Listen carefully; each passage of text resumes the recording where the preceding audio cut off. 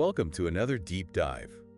We're going exploring an audio lecture this time. Oh, cool. Called Quantum Vibration of Buddha's Brain. Okay. It's from this Spanish language YouTube channel, Tiempo y Atención, I think it is. Okay. Interesting. And we're going to take a deep dive into it and see what kind of goodies we can pull out. Yeah, it sounds like a fascinating topic. I mean, combining neuroscience and mindfulness with that Buddhist perspective, that's really rich. It is really rich. And I think one of the things that they talk about right away is this concept of neuroplasticity. Oh, yeah. Which is this, ability of the brain to kind of rewire itself. And they give a really interesting example, I thought, of, London taxi drivers. Oh, yeah. Who have to memorize, all these streets and how to navigate. Right. And they were saying that the hippocampus, which is the part of the brain that's responsible for spatial memory, is actually physically larger. Yeah.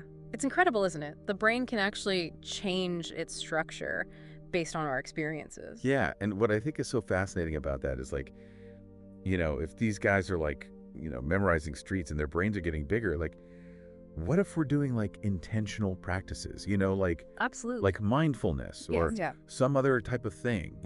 Are we creating like different pathways? And I mean, it speaks to the potential we all have, right, to actually shape our brains. And the scale of it's incredible, right? We're talking about 100 billion neurons, each with thousands of connections. Yeah, it's almost impossible to even fathom that, 100 billion, and then each one has thousands of connections. Yeah, no wonder our brains can do such incredible things. Yeah, and it does make you wonder, though, with all that potential, why we sometimes feel stuck. Oh, absolutely. Or like limited by our own minds, or like... That's a great point.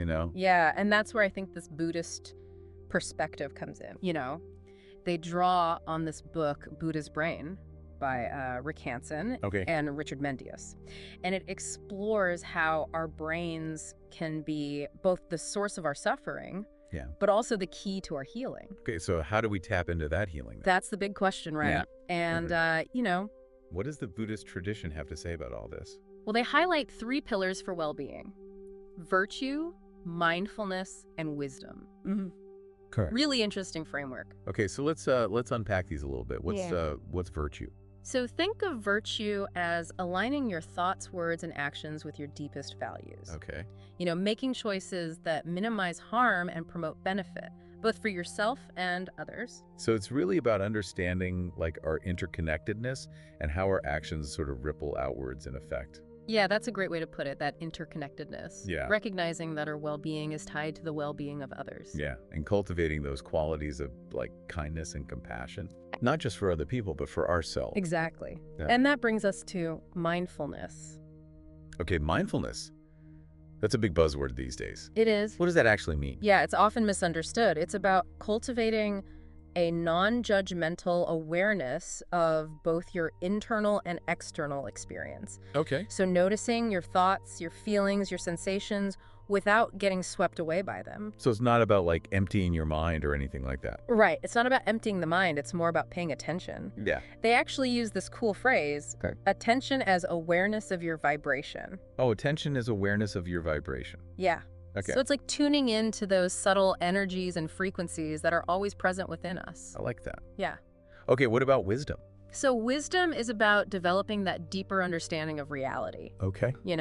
Seeing things clearly without the distortion of our biases and our limiting beliefs. So like self-awareness and kind of understanding our place in the bigger picture of things. Yeah. And through developing these 3 pillars, virtue, mindfulness, and wisdom, we can start to really transform our relationship with our own minds and create the conditions for lasting well-being. Awesome. But here's the thing.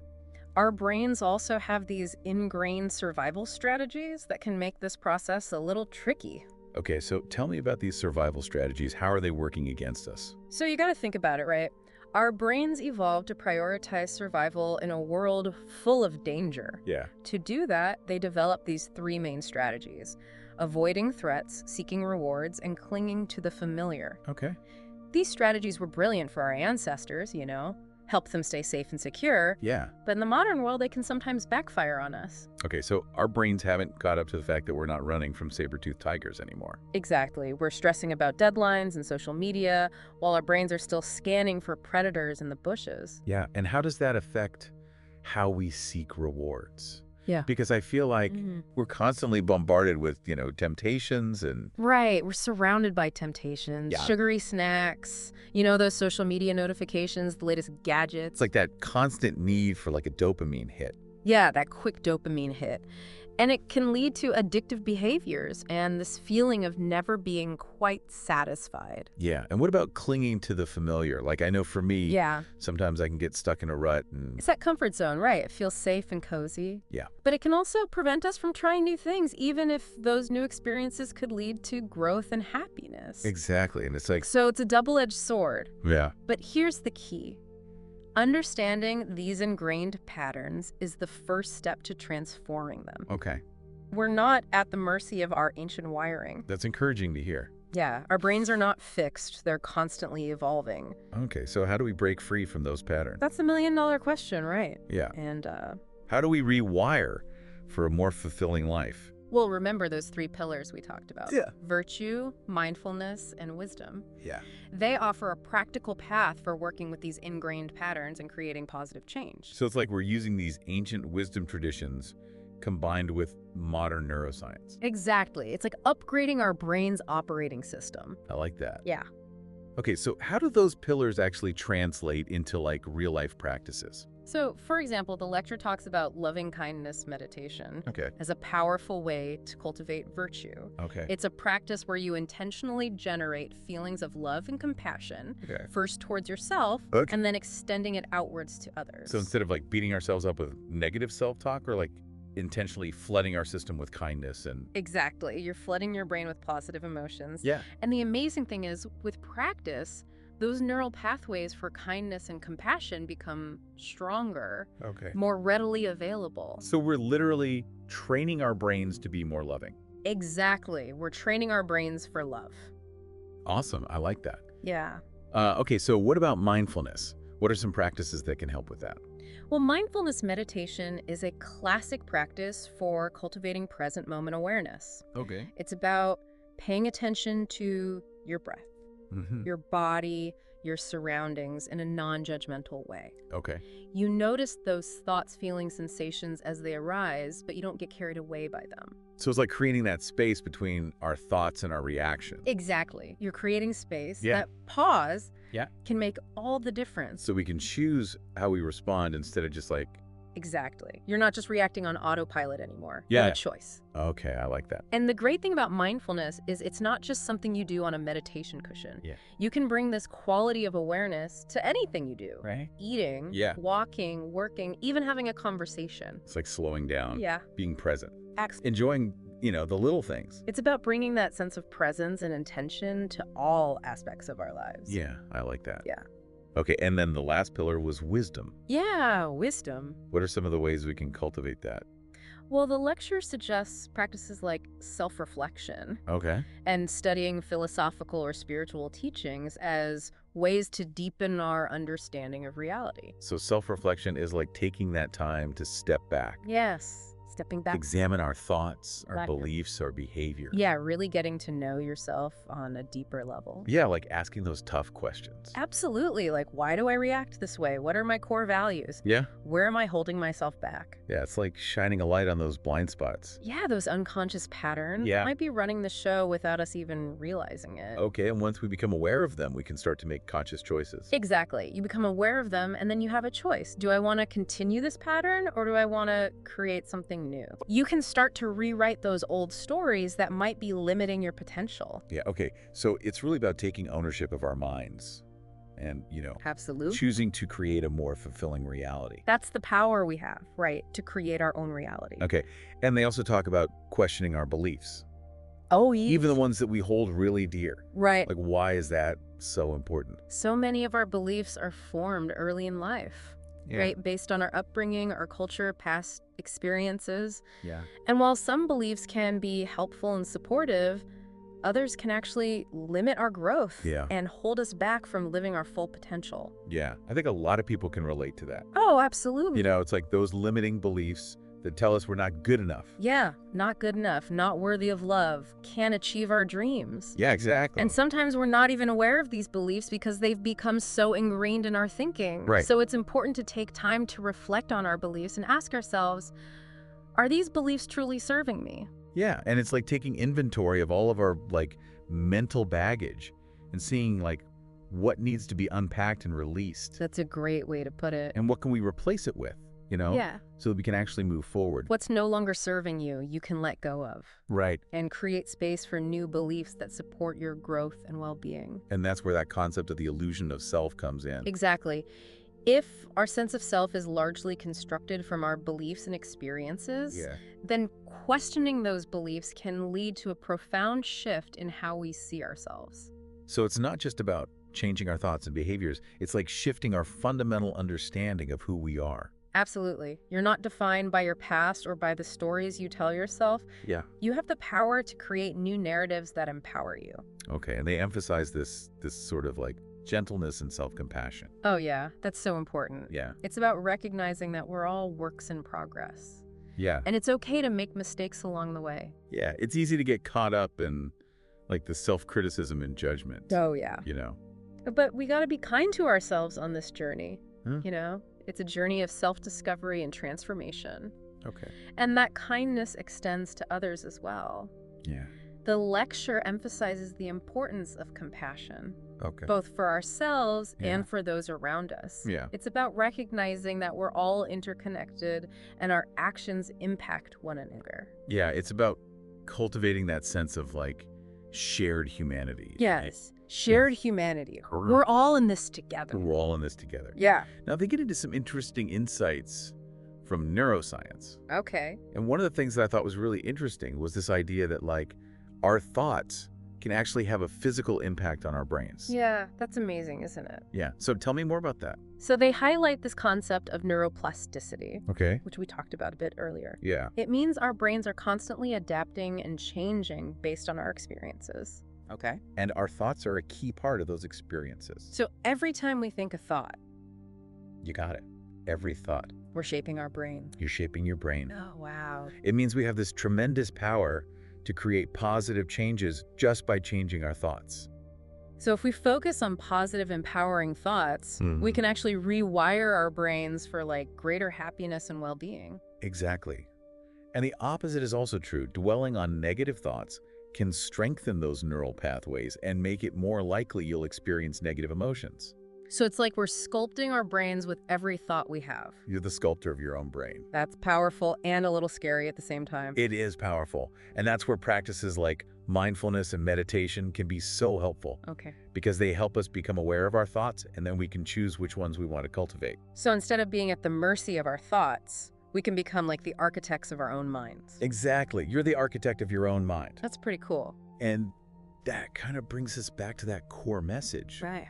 That our thoughts aren't just fleeting things. Right. They're not just fleeting. They have a real impact on our well-being. They shape our reality. Yeah, so we can intentionally cultivate positive thoughts. Yeah. And weaken the grip of those negative ones. You got it. And it's like we're the gardeners of our own minds. I love that analogy. You're the gardener of your own mind, choosing which seeds to plant and nurture. Awesome. I like that. Yeah. It's not just about understanding these concepts intellectually. Mm-hmm. It's about embodying them in our daily lives. Yeah, and those practices that we discussed, mindfulness, gratitude, loving kindness, meditation, these are all tools we can use to tend to that garden. Exactly. Yeah, correct. And even small, consistent actions can make a world of difference over time. Yeah, it's like a muscle, right? It is. It's like building a muscle. The more you practice, the stronger you become. Okay. It's a journey, not a destination. Yeah. And we need to be patient with ourselves along the way. I think this conversation has really highlighted the potential we all have to shape our minds, Absolutely. you know, and create the lives that we want to live. Couldn't agree more. It's inspiring. It is inspiring.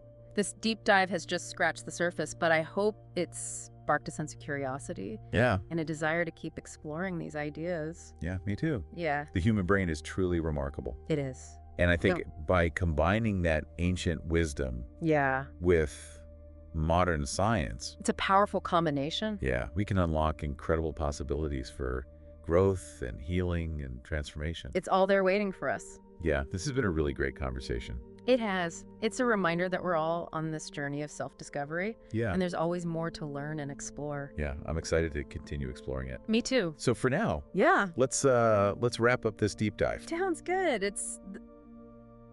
Our brains haven't quite adapted to our modern world, you know? Yeah. Like, we're still operating on that ancient software, you know? Scanning for threats, even when we're safe and sound in our comfy homes. Yeah.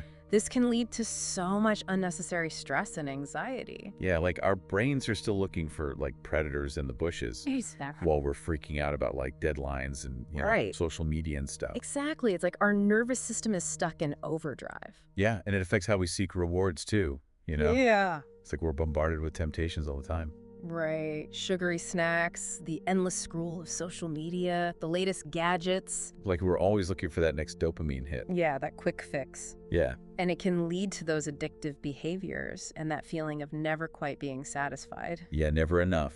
Right. And then there's that tendency to cling to the familiar, Oh, yeah. which, you know, on one hand can provide a sense of security, Yeah. but it can also keep us stuck in our routines. Yeah. And prevent us from trying new things and having new experiences that could actually lead to more growth and happiness. Yeah, it's like that comfort zone trap. Exactly. It's cozy, but it can also become a cage. Yeah. But here's the thing.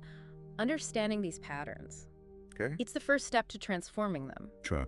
We're not at the mercy of our ancient wiring. That's good to hear. Our brains are not fixed. They're constantly evolving. So how do we break free? That's the big question, right? Yeah. And How do we rewire for a more joyful, fulfilling life? well, remember those 3 pillars for well-being we talked about? Yeah. Virtue, mindfulness, and wisdom. Yes. They offer a practical path for working with these ingrained patterns and creating positive change. So we're using those ancient wisdom traditions combined with modern neuroscience. Exactly. We're upgrading our brain's operating system. I like that analogy. Yeah. So how do these pillars translate into actual practices? For example, they talk about loving kindness meditation Okay. as a way to cultivate virtue. Okay. It's a practice where you intentionally generate feelings of love and compassion. Okay. First, toward yourself. And then extending it outwards to others. So instead of beating ourselves up with negative self-talk, Right. we're intentionally flooding our brains with kindness and empathy. Exactly. You're flooding your system with positive emotions. Yeah. And the amazing thing is with practice, those neural pathways for kindness and compassion get stronger. Okay. They become more readily available. So we're literally training our brains to be more loving. We're training our brains for love. I love that. Yeah. Okay, what about mindfulness? What kind of practices can help us with that? Well, mindfulness meditation is a great practice for cultivating present moment awareness. Okay. It's about paying attention to your breath, your body, your surroundings in a non-judgmental way. Yeah. You notice thoughts, feelings, and sensations as they arise, but you don't get carried away by them. You just observe. So it's like we're creating that space. Yes. Creating space. Between our thoughts and our reactions. Exactly. That pause Yeah. can make all the difference. Yeah, so we can actually choose how we respond instead of just like, Right. You're not just reacting on autopilot anymore. Yeah. You have a choice. okay, I like that. And the cool thing about mindfulness is it's not limited to sitting on a meditation cushion. Yeah. You can bring this quality of awareness to anything you do. Right. Eating, walking, working, Yeah. even having a conversation. It's about slowing down, Absolutely. being present, Yes. savoring the little things. Bringing that sense of presence and intention to every aspect of our lives. Okay, so what about wisdom? How do we cultivate wisdom? The lecture suggests practices like self-reflection Okay. and studying philosophical or spiritual teachings Okay. as ways to deepen our understanding of reality. So self-reflection is like taking that time to step back Yeah. and examine our thoughts, beliefs, and behaviors. Exactly. It's about getting to know yourself on a deeper level. And asking those tough questions. Yes. Asking those tough questions like, why do I react this way? Yeah. What are my core values? Where am I holding myself back? It's like shining a light on those blind spots. Exactly. Those unconscious patterns that might be running the show without us even realizing it. Yeah. And once we become aware of them, Right. we can start to make more conscious choices. Yeah, you become aware of them and then you have a choice. Do I want to keep this pattern going or do I want to create something new? Right. You can start to rewrite those old stories that might be limiting your potential. So taking ownership of our minds. Yes. taking ownership. Choosing to create a more fulfilling reality. Yeah, it's about recognizing the power we have to shape our own reality. And they talk about questioning our beliefs. Oh, yeah. Even the ones that we hold really dear. Right. Why is that so important? Well, a lot of our beliefs are formed early in life. Yeah. Right? Based on our upbringing, our culture, past experiences. Right. And some of these beliefs might be helpful and supportive. Yeah. But others can actually limit our growth and prevent us from reaching our full potential. Yeah. I think everyone has those limiting beliefs. Oh, absolutely. You know, like, I'm not good enough. Yeah, not good enough, not worthy of love. Or can't do this, or can't achieve our dreams. Yeah. And sometimes we don't even realize we have these beliefs because they're so ingrained in our thinking. Right. So it's important to reflect on those beliefs and ask, are these beliefs really serving me? It's like taking inventory of all of our mental baggage and seeing what we need to unpack and release. That's a great analogy, unpacking that mental baggage. And you know, what can we replace it with that will actually help us move forward? Exactly. What's no longer serving you, you can let go of. Right. And then you can create space for new beliefs that actually support your growth and well-being. Okay, so that's where that concept of the illusion of self comes in. Right. If our sense of self is largely constructed from our beliefs and our experiences, Yeah. then questioning those beliefs can lead to a pretty profound shift in how we see ourselves. It's not just about changing our thoughts and behaviors. It's like shifting our whole understanding of who we are. Absolutely. You're not defined by your past or those stories you tell yourself. Right. You have the power to create new narratives. And they emphasize approaching this process with like gentleness and self-compassion. Oh, yeah, that's so important. Yeah. It's about remembering that we're all works in progress, Yeah.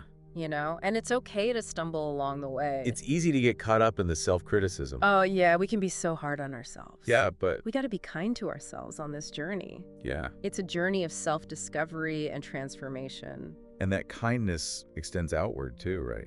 Absolutely. The lecture emphasizes the importance of compassion, Okay. both for ourselves and for those around us. It's about recognizing that we're all connected. Yeah. Our actions have an impact on each other. So it's about cultivating that sense of shared humanity. Yes, shared Remember, humanity. we're all in this together. We're all in this together. Now, the lecture also dives into some interesting insights from neuroscience. Okay. Specifically, the idea that our thoughts can actually have a physical impact on our brains. Really? Like our thoughts can change the structure of our brains. Yeah, it's pretty amazing. Tell me more about that. So remember that concept of neuroplasticity? Yeah. It means that our brains are constantly adapting and changing based on our experiences. Okay. And our thoughts play a huge role in shaping those experiences. So every time we have a thought, Yes, we're actually shaping our brain. you're sculpting your brain with every thought. Whoa. It means that we have so much power to create positive change simply by changing our thoughts. So if we focus on positive and empowering thoughts, Right. we can rewire our brains for greater happiness and well-being and resilience. Exactly. And the opposite is also true. If we dwell on negative thoughts, we actually strengthen those neural pathways Okay. and make it more likely that we'll experience negative emotions. So it's like we're literally sculpting our brains with every thought we have.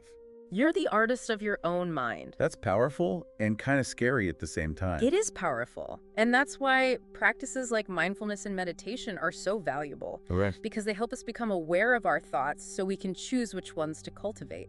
So instead of being at the mercy of our thoughts, Right. we can become the architects of your own minds. You become the architect of your own mind, and that's really what this lecture is all about. Okay. It's about recognizing that we have the power to create positive changes in our brains and our lives through intentional practices and mindful living. And it's a message that's rooted in both ancient wisdom and modern science. This has been so insightful. It's been a great conversation. I'm feeling inspired to put some of these practices into action. That's awesome. But before we wrap up, I'm curious to hear your thoughts on something else the lecture mentioned. Okay. This idea that our brains are constantly evolving, that we're never really finished learning and growing. Yeah, that's a key takeaway. Yeah. It really highlights the incredible plasticity of the brain. Yeah. You know, it reminds us that we're never stuck in our ways. Yeah. We always have the potential to change, to learn, to grow. Yeah, it's like we're always a work in progress. Exactly. We're all works in progress. It's exciting to think about the possibilities that lie ahead